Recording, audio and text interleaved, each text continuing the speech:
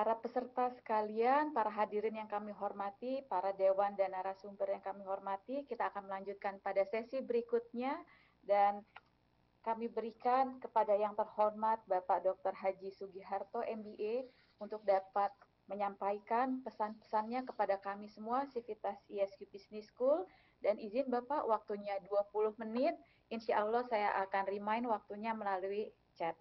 Silakan Bapak Sugi.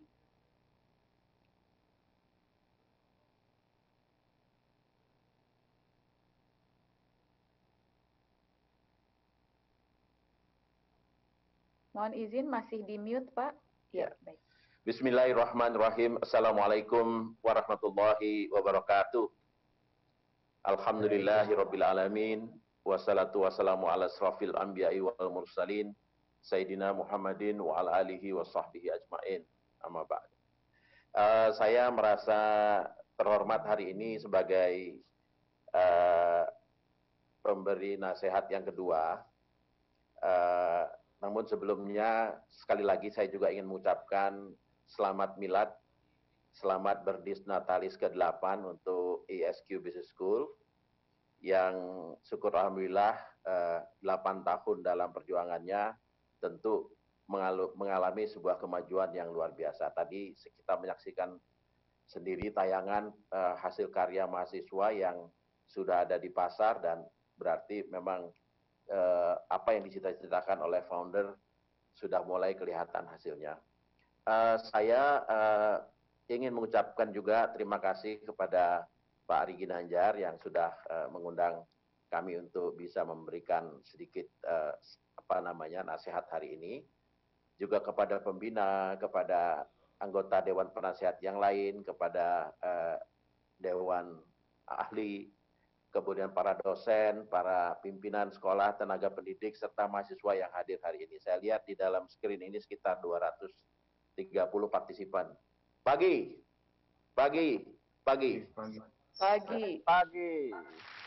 Ya, saya oleh panitia berbeda dengan Pak Priantono tadi, dia memberikan sebuah pandangan masa depan yang sangat bagus sekali dan relevan dengan teman-teman yang kali ini terutama Tendik dan para mahasiswa untuk melihat bagaimana 10 kali power untuk membangun masa depan dan dengan prinsip bagaimana kita meramalkan hal-hal yang akan terjadi di masa yang akan datang. Itu luar biasa sekali, saya kira itu perlu pendalaman nanti dan perlu dibagikan kepada seluruh dosen dan mahasiswa untuk dilakukan pendalaman. Bagus sekali Pak Priantono, saya salut dan terima kasih.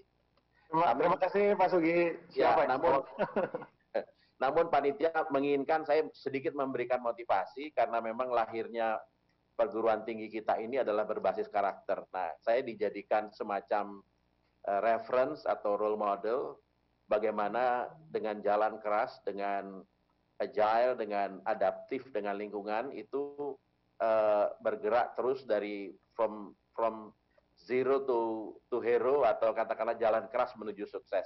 Jadi saya akan mengingatkan kembali mengenai bahwa seorang pengasong yang sangat terkebelakang pada waktu masih mudanya, masa remajanya, masa belianya itu bisa merubah dirinya menjadi sesuatu yang mungkin bisa dijadikan semangat buat teman-teman. Karena sejak berdiri, alhamdulillah saya juga ada di lingkungan keluarga besar ISQ Business School yang sama-sama kita hadapin hari ini. Ini ada film 7 menit yang saya abstrak dari 2 kali di Kick Andy, kemudian 1 kali dengan Mario Teguh dan 1 kali dengan TV One. Mohon dilihat sebentar. Lanjut.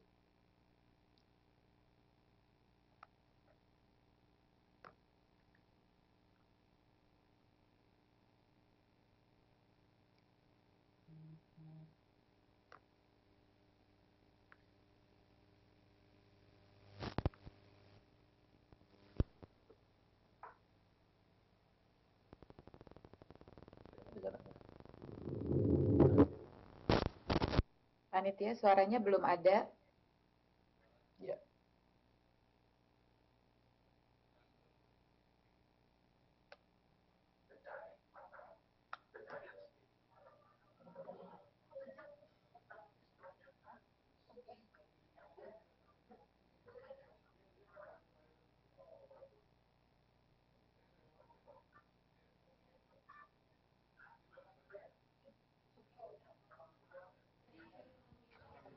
Ini Pak.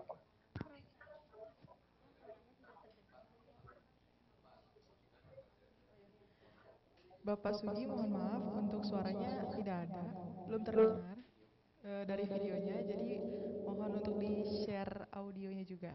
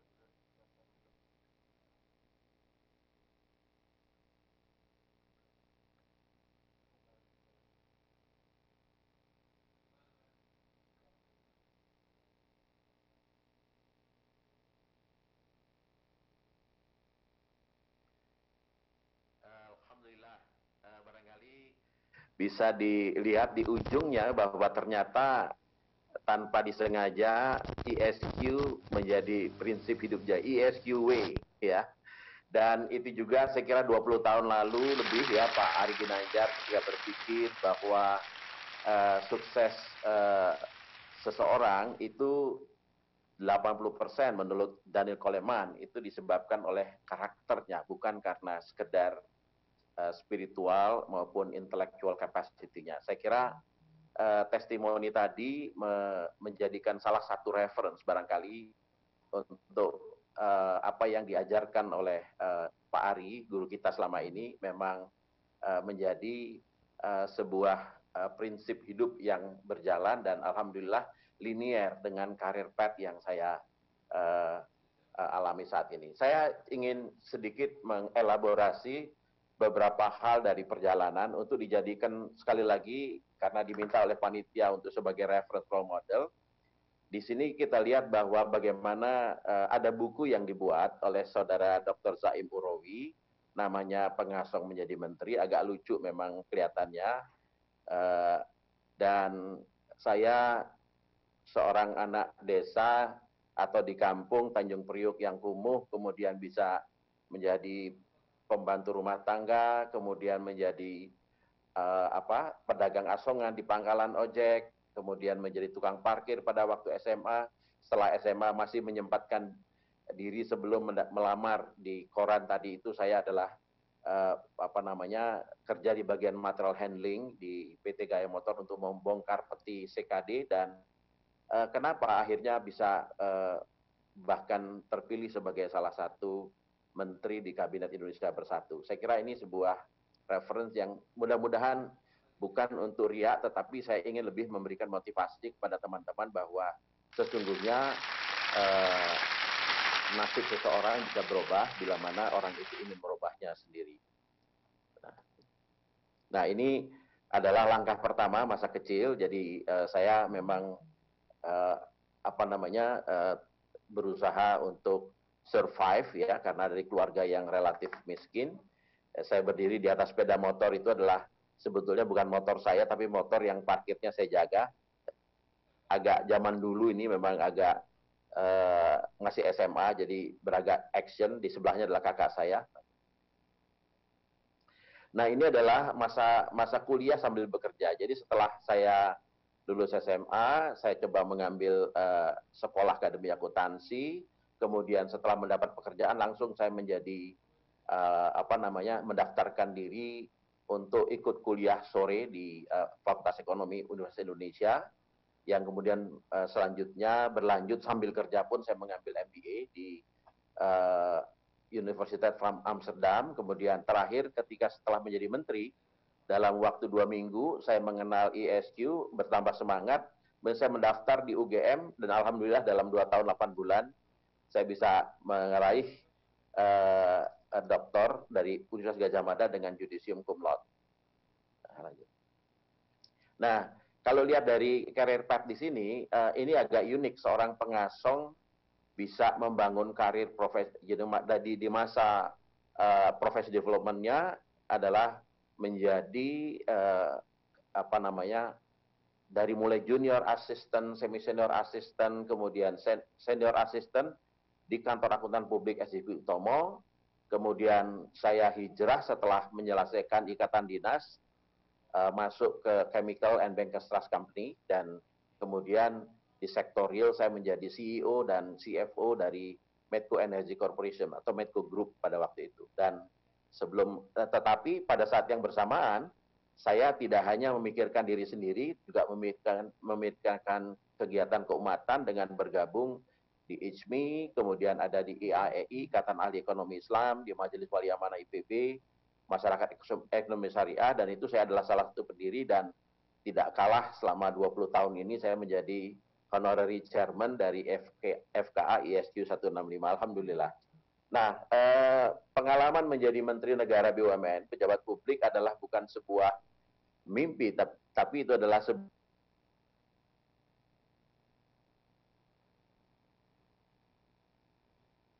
agar kita mendapatkan sebuah jabatan publik seperti itu. Dan pasca menjadi menteri atau purna bakti, saya masih banyak mendapatkan kepercayaan sampai hari ini. Beberapa perusahaan termasuk menjadi komisaris utama Pertamina, menjadi penasehat di perusahaan-perusahaan internasional seperti Air Liquid, kemudian di Sovereign Wealth Forum, Islamic Development Bank, dan seterusnya. Jadi masa muda, masa remaja, masa professional development, sambil kita melakukan kepedulian sosial dengan bergabung di berbagai organisasi sosial kemasyarakatan, itu menghasilkan kita terpilih sebagai salah satu putra terbaik untuk menjadi menteri, dan kemudian setelah itu masih dipakai juga secara produktif di berbagai jabatan yang lain, termasuk jabatan profesional. Lanjut.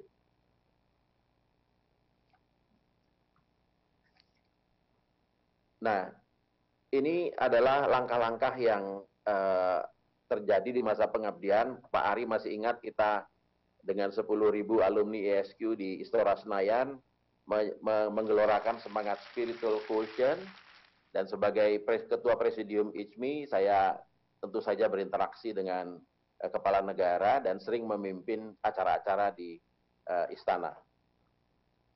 Kemudian bagi saya langkah keempat itu adalah masa pengabdian, di mana hidup bagi saya adalah ibadah, kerja itu adalah termasuk ibadah yang paling tinggi nilainya. Bila mana diniatkan ibadah, karenanya jangan kita rusakkan tempat ibadah kita. Kita harus jaga. Langkah keempat adalah masa pengabdian, dan saya kira ini tadi saya sudah ceritakan bahwa saya mengabdi tentu dengan rasa kesyukuran yang luar biasa kepada Allah Subhanahu wa taala. Nah, tidak pernah terbayangkan bahwa orang yang cukup miskin di Tanjung Priok bisa bertemu dengan orang paling kaya di Amerika Serikat yang namanya Bill Gates di tahun 2006.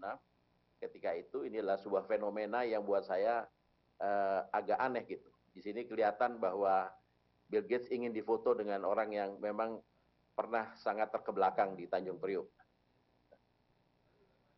Nah ini the ultimate journey dari saya antara lain adalah syukur alhamdulillah berkat izin Allah kami mendapatkan Mahaputra Adi Pradana pada tahun 2014 oleh Presiden Republik Indonesia. Ini adalah bintang tertinggi yang diberikan oleh negara kepada individu yang dianggap berjasa kepada bangsa dan negara. Lanjut. Nah, kalau kita lihat dari career path, itu ada hubungan yang linier antara kerja keras, kerja tuntas, kerja ikhlas, kerja cerdas ya, dan itu dengan jabatan, dengan kompensasi. Jadi makin rajin, makin cepat kita naik pangkat, makin cepat kenaikan gaji, dan alhamdulillah tentu saja kita memiliki saving gap yang besar sehingga kita bisa menjadi memiliki power to life lebih besar gitu. Oleh karena itu kalau kita memulai terutama para mahasiswa itu yang ingin berkarir, ada yang harus kita lakukan yaitu kerja keras, kerja cerdas, kerja tuntas, dan kerja ikhlas ya. Dan kita akan lihat hasilnya insya Allah linear. Ada sebuah adagium juga bahwa ada hubungan yang linear antara penghasilan itu dengan integritas, dengan cara kita mencari rezeki dan seterusnya. Nah, ada beberapa kiat-kiat sukses yang ingin saya share di sini. Tadi saya katakan bahwa menurut Daniel Kahneman 80% faktor yang menjadikan orang sukses itu adalah karakter, behavior, attitude, values, dan belief. Kemudian 20% itu hanya disebabkan karena performan dan skill. Jadi saya kira perguruan tinggi IBS sudah betul menjadikan karakter sebagai basis untuk core values-nya. Lanjut.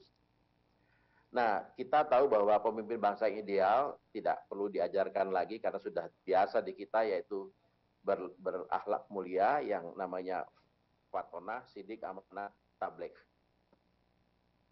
Kemudian 7 dasar budi utama yang selalu menjadi prinsip dasar juga di ISQ, jujur, tanggung jawab, visioner, disiplin, kerjasama, adil, dan peduli. Saya kira ini juga menjadi prinsip hidup saya. Dan ini saya ambilkan dari INSEAD, dari Paris, dari pertemuan para global CEO, itu mengatakan bahwa dari begitu banyak kriteria pemimpin-pemimpin yang sukses, itu adalah karena kemampuannya mendevelop adaptability, kemampuan dia untuk adaptif terhadap perubahan, kemudian memiliki visi jangka panjang seperti yang disampaikan oleh Pak Priantono tadi, kemudian punya sifat inovatif, kemudian bertanggung jawab dan mampu membumikan apa-apa yang menjadi pikiran dan inovasinya. Jadi 5 ini adalah karakter dari pemimpin-pemimpin yang ideal dan sukses yang sudah terbukti di dunia. Nah, ini adalah peringkatnya untuk menjadi pemimpin di masa yang akan datang, tentu kejujuran, forward looking, competent, inspiring, intelligent, adil, broad-minded, supportive, straightforward dalam berbicara, kemudian dependable, bekerja sama, cooperation, tegas, kemudian berdaya imajinasi, berambisi, berani, perhatian, matang dalam berpikir, dan menguasai diri serta mandiri atau independen. Ini adalah peringkat yang menurut Cousins dan Barry Posner itu dikatakan demikian rankingnya. Lanjut. Saya kira banyak sekali perubahan-perubahan mindset itu bisa dilakukan. Perubahan dapat dilakukan bila mana 30%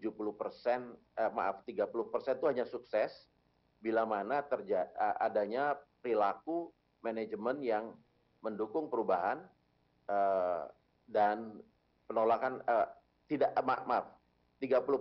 sukses dari sebuah proses perubahan atau transformasi. Namun demikian gagal 70% bila mana perilaku manajemen tidak mendukung perubahan penolakan pekerja, dan kurangnya sumber daya atau dana, serta hambatan-hambatan lain. Jadi saya kira ini untuk melihat bahwa positive thinking ke depan itu menjadi penting atau karakter untuk membangun kesuksesan dalam setiap perubahan atau transformasi. Nah ini saya kira peluang keberhasilan terhadap perubahan itu adalah makin komit manajemen, makin komit pekerja, maka makin sukses sebuah proses perubahan di dalam perusahaan ataupun di dalam sebuah entitas. Lanjut. Ya, saya kira tadi sudah disampaikan oleh Pak Priantono juga mengenai bagaimana kita membangun sukses bangsa adalah akumulasi sebuah sukses individu. Ada kita bagaimana merencanakan masa depan, mengenal potensi diri, mencari peluang, mengelola hidup. Dan saya kira ini yang perlu dilihat oleh kita ke depan dalam merencanakan masa depan kita, terutama bagi para mahasiswa. Lanjut. Mungkin kira-kira itu yang ingin saya share. Dan saya ingin memberikan kesimpulan sedikit bahwa kita perlunya reorientasi sikap mental atau hijrah moral pada saat ini, karena saya lihat banyak sekali sebuah anomali-anomali di masyarakat yang karena mungkin pengaruh digitalisasi sehingga berita-berita hoax itu begitu kita harus pandai-pandai memilih mana yang hoax, mana yang bisa membuat masa depan. Saya kira kita harus berpikir sebagaimana kata Pak Priantono tadi, ke depan itu berpikir secara positif ya, untuk melihat hal-hal yang baik, jangan melihat yang ke belakang yang justru yang sifatnya itu tidak baik. Selalu optimis tentang masa depan pribadi dan bangsa, menjadikan green attitude atau sikap untuk terus memperbaharui diri sebagai karakter diri guna meningkatkan kalau kami itu selalu menyatakan keseimbangan antara imtak dan iptek akan menghasilkan kualitas pikir, kualitas kerja, kualitas karya, dan insya Allah kualitas hidup. Gitu. Rendah hati dan banyak belajar dari kelebihan orang lain, membangun lingkungan kerja, belajar sebagai wujud dari ibadah, termasuk kerja juga. Kemudian ini yang harus fokus, continue to focus on striving for excellence, tentu dari waktu ke waktu untuk kinerja yang lebih baik bagi diri kita sendiri dan bagi perusahaan atau bagi lingkungan kita atau tempat kita bekerja. Nah, saya setuju dengan Pak Priantono, teknologi industri 4.0 tadi adalah sebuah keniscayaan, dan teknologi kali ini merupakan penentu untuk nilai tambah pertumbuhan ekonomi ya, dan produktivitas manusia, dan saat ini amat sangat kita rasakan. Nah, perguruan tinggi di era 4.0 ini, khususnya bagi generasi milenial, diharapkan melakukan pengendalian perubahan daripada berdiam diri tergilas perubahan. Nah, fintech itu masa depan itu sangat dinamis sekali dan terus berubah. Transformasi dan adopsi akan sangat cepat. Kesiapan sumber daya manusia, infrastruktur, dan regulatory framework itu baik dan itu akan sangat penting. Dan tentu saja yang terakhir, mahasiswi dan alumni ISQ Business School dituntut untuk menjadi insan cendekia yang profesional di era milenial yang akan datang. Mungkin ini yang bisa saya sampaikan. Sekali lagi saya mengucapkan selamat kepada para sivitas akademika IBS Business School, kepada para pendiri, terutama yang telah susah payah melahirkan IBS sampai dengan 8 tahun berdirinya saat ini, dan tentu saja kami mendoakan agar IBS ke depan menjadi lebih baik lagi, dan apa yang diciptakan untuk melahirkan kader-kader yang menjadi orang-orang yang bertakwa di masa yang akan datang bagi Indonesia yang kita cintai. Mungkin itu yang ingin saya berikan pada pagi hari ini. Lebih kurang saya mohon maaf. Billahi taufiq wal hidayah. Wassalamualaikum warahmatullahi wabarakatuh.